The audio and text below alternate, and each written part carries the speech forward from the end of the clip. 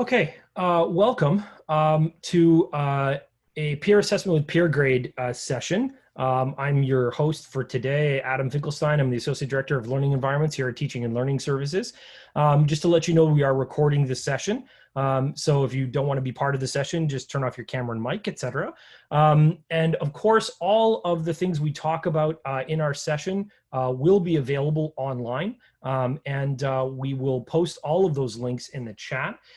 Just wanted to mention to you, we have a couple of other guests in the process. Of course, we have Carolyn Samuel, who's floating around as a co-host as well. She's going to pop in and impart some wonderful words of wisdom as we go through our webinar today. And we've also got Teddy Quintoro, another one of our colleagues at TLS, who's going to actually be moderating the session in the chat. And you'll notice he'll be posting some of the links that we talk about today. And keep in mind that all of the links that we talk about today and the recordings from this and any other webinars that we've done at TLS are all available online for you. Okay, so if you're here today, you're interested in peer assessment and what you can do with peer assessment, how peer assessment can be helpful for you. So our learning outcomes for the day are really to talk about three major things in our outcomes. First is really being able to understand and define what peer assessment is and why would you want to use it? Like, what's the rationale for using it? The second is really identifying, like, what are the various parts of peer assessment and how does peer assessment work as an instructor and as a student? And the third part, which I think is also very important, is recognizing, well, how can Peergrade be used to help you do peer assessment? Because one of the things you're going to see really quickly is that without some kind of technological kind of assistance doing peer assessment, it becomes extremely difficult to manage. And that's really what these software like Peergrade that we have at McGill to do peer assessment can do, is really help deal with a lot of the logistics around managing peer assessment assignments that you might want to have in your class. So before we continue, I really want to start out kind of at the end and talk about a great quote from Barry Eidlin, who's in the Faculty of Arts and teaches sociology, and talks about his use of peer assessment. And what was really interesting about using that peer assessment is it really exposed students to the process of the writing and not just the product. And I think this is what's so important when we talk about peer assessment, as one of the key benefits is thinking that it's not just about handing in the final draft or the final paper and walking away. And peer assessment, with peer assessment, you can really get students exposed to the whole process from start to finish using the tools that we have to be able to understand that something like writing an essay can be a process and not a product. So I really want to start with that because it's a really nice way to frame all of our thinking, to think about process and not just product in this session that we're going to do today. And of course, there's a full blog post on this on our site. Teddy's just posted up that you can check more about this particular activity and what he did. So what we want to start with today is, hold on a second, my computer is doing a little funky things. All right, there we go. Sorry. Every once in a while, things just don't work as you'd expect. So what we're going to talk about today is one type of peer assessment. So you'll notice here, there are two examples of what people often think about peer assessment. One is peer assessment of other students' assignment. In other words, peer assessment of students' work. Okay, and that involves an artifact of some sort and students evaluating that artifact that others have written. The second type of peer assessment that people often think about peer assessment is peer assessment of contribution to teamwork. So in other words, how everybody on a team contributed, an assessment of everyone on a team. Now, today, we are definitely not talking about that second one, about assessing students' work on a team and how they worked. We are really talking about peer assessment of student work. So it's an important distinction because the second part of this, and again, there's a lot of resources on that second part about group work, are really separate and beyond the discussion that we're going to have today. We will have more discussions about that if you're interested, but that's really not our focus. Our focus is really on peer assessment of other students' assignments. So what is peer assessment of student work in a nutshell? Basically, students provide feedback on other students' assignments to help them improve their work. And it involves a number of key benefits and key points. One is it allows for that critical reflection to happen and that opportunity for students to critically reflect on what they have done at different stages. It allows them to give and receive constructive feedback. And it also allows for more perspectives. One of the things about grading any assessment yourself is you are the only one giving feedback. Obviously, one of the things that are really helpful for students is that greater perspectives on that feedback are really, really critical and really, really important.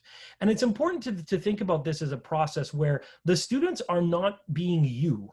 And that's an important piece too, that they don't have your expertise, they don't have your knowledge. But what you're doing with peer assessment is you're setting up conditions and setting up structures with rubrics and et cetera, so that they are able to evaluate based on criteria that they have and that they are comfortable for giving feedback on, to be able to give feedback to students and to give feedback to each other. So something to keep in mind as we're moving forward. So how does peer assessment work? There are basically 4 major stages. The first is students hand in their work, and the work can be anything. So it could be a written document, it could be a video, it could be something on audio, it could be a music piece they've composed, whatever it might be, some sort of learning artifact.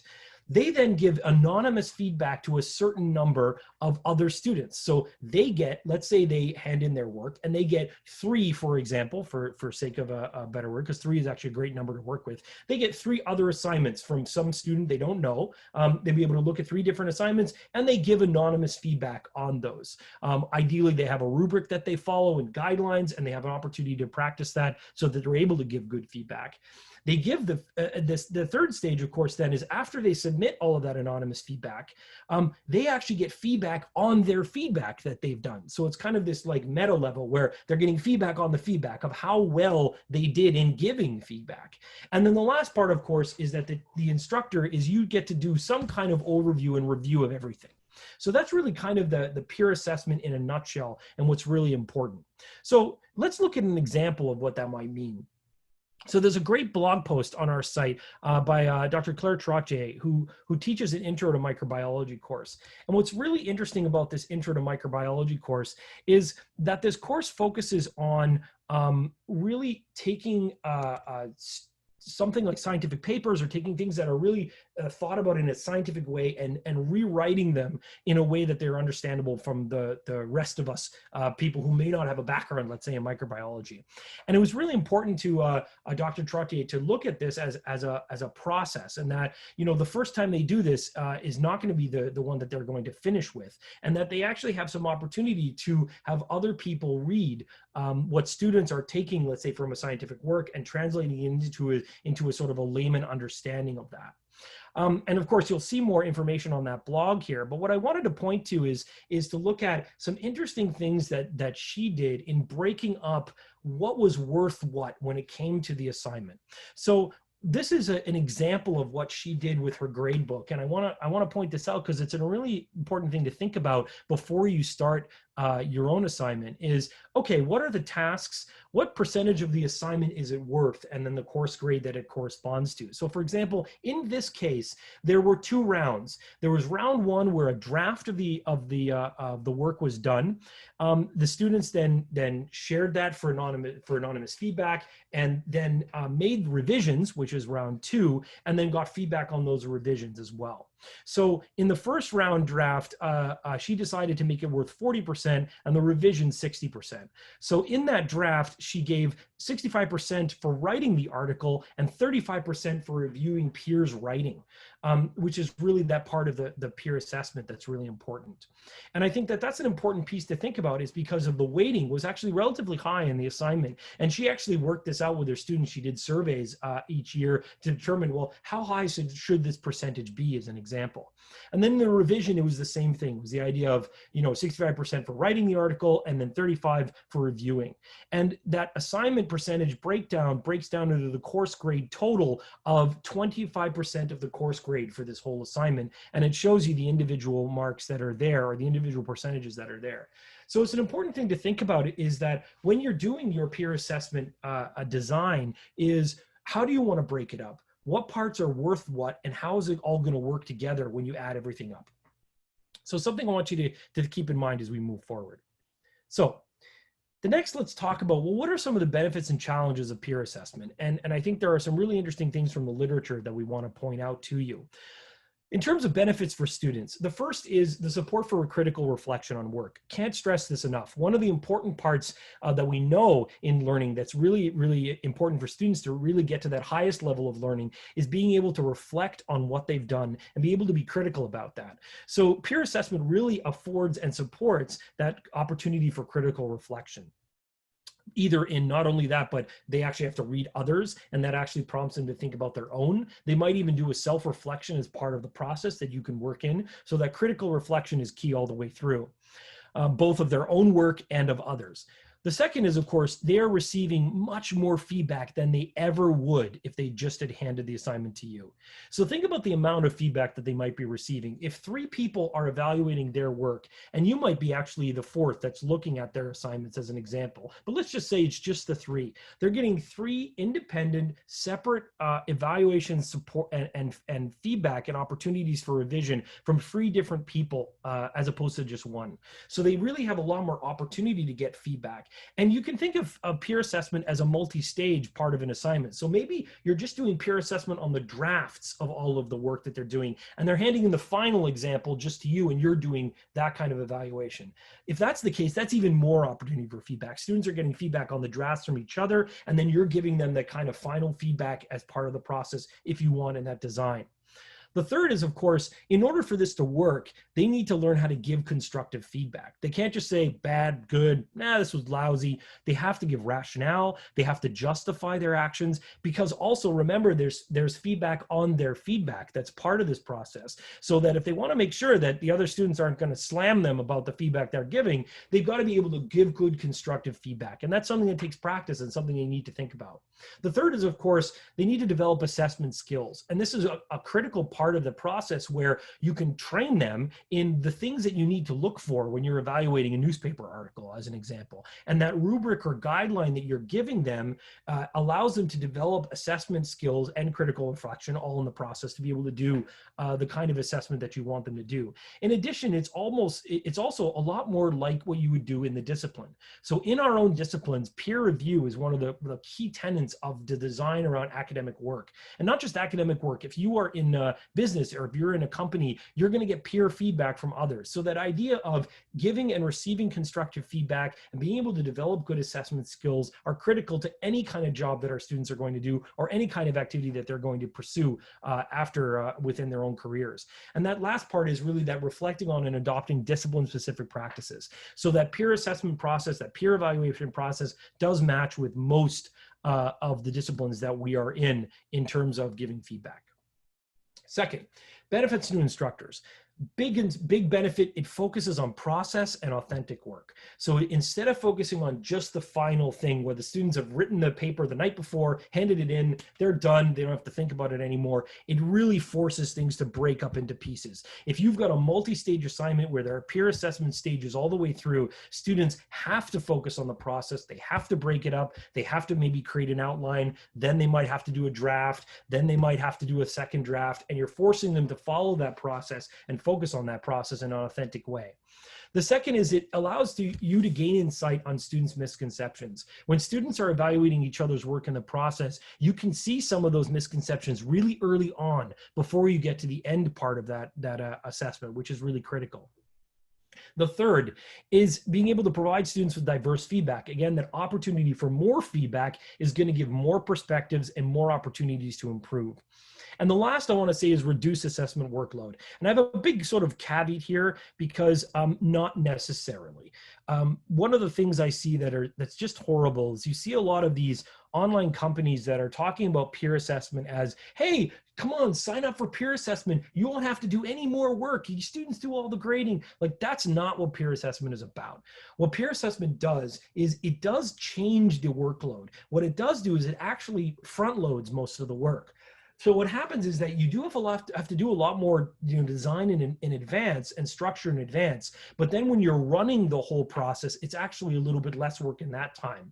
And what you do get is you may not get a huge reduction in workload, but you're definitely going to get an improvement in the quality, which is really what we're hopefully looking for. So now, with those benefits it benefits to instructors and students, there's also some serious challenges. So we should be very, very clear that you need proper guidance. One of the reasons why we don't turn on the peer assessment tools, just open it to the entire university without any process whatsoever, is we really think that jumping into peer assessment without thinking the whole thing through can be really dangerous, because you can get caught up in an assignment. And if you construct a peer assessment assignment without following some good guidelines, and we have, of course, a lot of those really great guidelines already posted in the chat, without following those guidelines, you can veer off really quickly and get stuck in a really bad spot. So you do need guidance, and the students need guidance. And it's really important to give that opportunity there. That peer assessment is a relatively long process. It's not something that's done, in one day. It takes a little bit of time to work through. There is some unease from students assessing their peers. Nobody likes to give negative feedback. And I think the difference between trying to get people away from the idea of thinking of positive and negative feedback to constructive feedback about things you can change, things you can improve, is an important part. And I think with the unease goes away with a lot of opportunity for practice. So doing a practice assignment, or maybe let's say you're doing an essay, having a thesis statement and doing a low stakes kind of peer assessment around it, something where you can get people in that opportunity for practice early. They may have had a negative experience in the past. So if peer assessment was done poorly in a past experience, it definitely clouds students' ideas.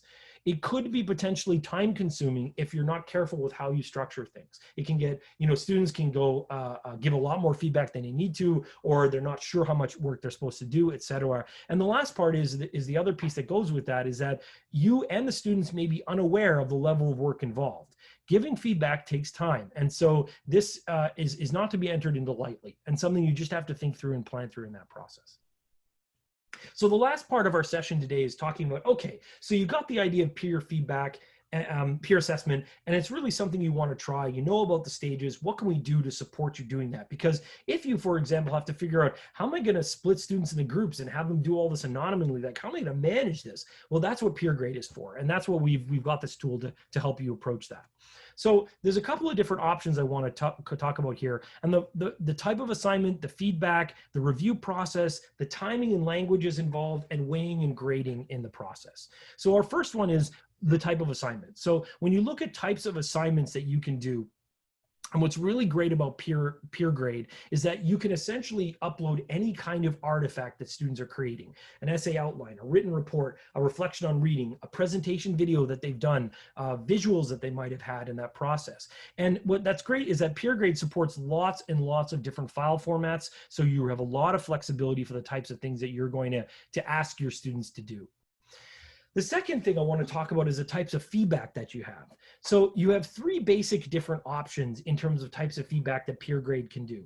The first is guided written feedback, okay? The second is a scale that you can create, and the third is a yes/no checklist, okay? So the first one is, in terms of, if I think about the guided feedback, you've got options where you can have questions and have students fill out and answer questions that are guiding students in the right path for that assessment. So for example, you might have a question that says, something that your classmate did well. So let's go through a couple of things. So you're able to scaffold your students in the direction using that guided written feedback to give to each other. And of course, we've got some great examples in our support resources for that. Another one that you've got is the idea of a scale. So you can have a scale from the low to the high and give essentially student ratings, like a star rating, 1 to 5 kind of things. Or you could do something like not answered or below meets or accepts expectations as an option. And the last kind of one is a yes/no checklist. Is it there? Is it not? Did they do this? Did they not do this? So our sample feedback guidelines that's posted in the chat goes into a lot more detail about how you can leverage these three different types of feedback. And you might want to use all of them depending on the type of stage in your peer assessment that you're doing. And that's one of the great things that Peergrade does well. Next, I want to talk about the review process. So there's a couple of different steps here that are important. First is with Peergrade is thinking about the number of reviews you want to have students complete and receive. Now, we usually would recommend 3 is a good number. 3 is nice because it's not too much, not too little, gets it diverse enough. It, of course, is going to depend on how many students you have in the class and how that works out, but that's something you have to keep in mind. And you can also have some options of allowing students that have given feedback to see feedback that they've received, or require students to reevaluate their own submissions afterwards with some self-evaluation. So you can add a self-evaluation component to that. Of course, there's also the idea, do you want it to be anonymous? Or do you not want it to be anonymous? This is an important thing to think through. Generally, there's the idea in the literature talks a lot about that anonymity can be very, very helpful, but also there is something to be said for having names attached to reviews, because it also gives an idea that, you know, you can't hide behind an anonymous review. But again, it depends on the types of assignment you're doing and what you're going to do, but that's an option for you there. You can also look about randomized assignments. So how you're going to give out those reviews to others. So you're going to say, let's say 20 people, we've got every person gets 2 or 3, we're going to do it randomly, and off we go. There's an opportunity for self-evaluation, as we said here. Do you want to include self-evaluation in that process or not? And then, of course, the last part, which we talked about, the feedback on feedback, it's called a back evaluation. And that's something that you can decide if you wish to include or not as part of the process. The next thing I wanted to mention is timing and language. And this is something that's really important because generally there's 2 options inside Peergrade to have live or homework. Live is really meant for a classroom activity that you're doing. And so in a remote learning scenario, most of you are probably not going to do a live peer assessment. A live peer assessment will be for something if the students are doing a presentation live and you want to do the peer assessment right there in the room. Most of you are probably going to end up doing homework, which is basically peer assessment in some kind of flexible way outside of class, because everything is going to be remote. The second thing that I want to mention that's really important is that you have the opportunity to use different languages. So this is one of the great things about this particular tool is that if you have, for example, students submitting in French and everybody else submitting in English, how are you going to do peer assessment? You have to make sure that you as a student are able to assess something in French or not. And so that's something you can allow where students can indicate that they are able to assess in another language, and you can actually choose another language for that submission if you're doing French submissions. And the last one I wanted to mention is the weighting and grading. And this is where things get sort of the rubber hits the road in terms of how you're going to do that. Generally, in terms of the score setting, you have 2 things you can work on, is the performance of the submission and the feedback performance and how you weight it, okay? So the submission score, you have question weighting as part of that. You have a feedback score and a back evaluation, and the opportunity for resubmission after the assignment for review. So all of those possibilities are there in terms of weighting and grading that you can decide as you move forward. And again, we have a lot of those examples, and we have a lot of how-to walkthroughs there that follow up with Peergrade that you can go step by step through the process. So what are our key takeaways as we get to our end here? Key takeaways of peer assessment. First thing, we know that peer assessment can have opportunities to increase critical thinking, better opportunities for reflection for students, self-reflection, as well as reflection on others, providing feedback, more feedback for students, better feedback for students, broken up over time and focused on process instead of final product. And ultimately, when you look at the literature, is higher quality of student work, which when implemented well, peer assessment can really get at much higher levels of quality. The second thing we want to mention too is it does require careful planning. You really need to think this through in advance. We are obviously here for our consultations. If you do have consultations and want to walk through your assignment, please do that as soon as you can, because I wouldn't wait until the 3rd week in August to have that discussion. You know, the earlier you think that through, the better. And the third part I want to mention is that Peergrade can manage the process and make it much easier. In fact, I would say that really without something like Peergrade, peer assessment just isn't possible. It's just the amount of work is impossible to do without a tool that you really need to help you through that process and really make it an enjoyable process. And we've got so many examples that we have on the blog series that you can see here. And Carolyn, thank you for posing. Don't wait until the 2nd week of August. Like, do it now. Get some feedback and consultations now, if you can, because really you don't want to wait as long as possible. Again, remember, back evaluation is that feedback on the feedback. That's what they call a back evaluation. You'll see that term often as well. If you're interested in a consultation, there's a consultation form on our website that you can fill out. Maybe Teddy, if you can grab that consultation form and post it, that would be great. Also, if you email itsupport@mcgill.ca and just ask for one, they'll eventually send you in the right spot up to us to be able to do that. So that's another opportunity for a consultation as well. But again, one thing you can do is try this out and be able to think through what you might be doing with peer assessment today. So with that, I want to mention a couple of other resources before we get to some more questions that we want to open it to in the last parts of our session here today. If you are not familiar with the tools in My Courses and need a refresher, go into My Courses. You're going to see a My Courses Essentials, which is really like a short series of tutorial modules that walk you through some of the basics that are there. Peer assessment's not going to be in it, but at least it's going to get you to those basic tools. There's going to be, of course, an opportunity for lots of discussions. There are already 67 posts there as an example when we took that screenshot for you to see. Of course, we have tons of other webinars that are available, and all of these webinars have happened. All of them are over at this point. This is actually the last session we're doing in July for now. And we'll see, we might be doing some of these again in August, or we might be doing other sessions, but you should know that all of the recordings are online. All of the sessions resources that we talk about are also all on that page. And it really is the one-stop shop to go. If you want any more information on anything, you'll be able to dig into it from there. So with that, I'd like to open it up to questions. If anybody has, please post your questions in the chat window as well. Thank you, Carolyn. You're right. We do have some other webinars coming up this month. We have a tips for teaching remotely. There are 3 webinars that are going to be starting next Wednesday, I believe, at noon. Is it at noon? I believe it's noon, Carolyn. Yes, it is. Yeah. So at noon, we're going to have sort of a tips and chat for the 3 weeks in July at noon. So those are sessions that you may want to attend. So again, look for them on the webinars page, and you would be able to see them there. Peergrade, just Carrie, to answer your question, Peergrade is accessible through My Courses, but you will have to request to have it added. It's not there by default. It's something that you're going to have to ask. And you can send in a request to IT support, and they will add that for you, as well as even set up a consultation. And maybe we could do it all at once if you're interested. So that's definitely a possibility.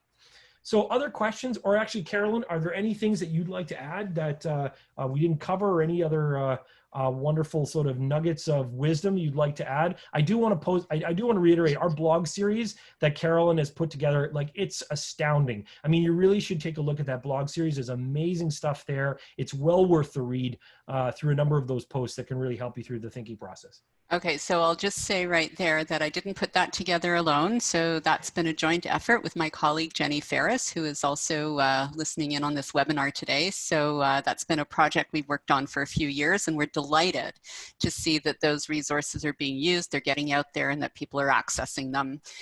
Please consider subscribing to the TLS blog, because we publish fairly regularly, and there will be new posts coming out.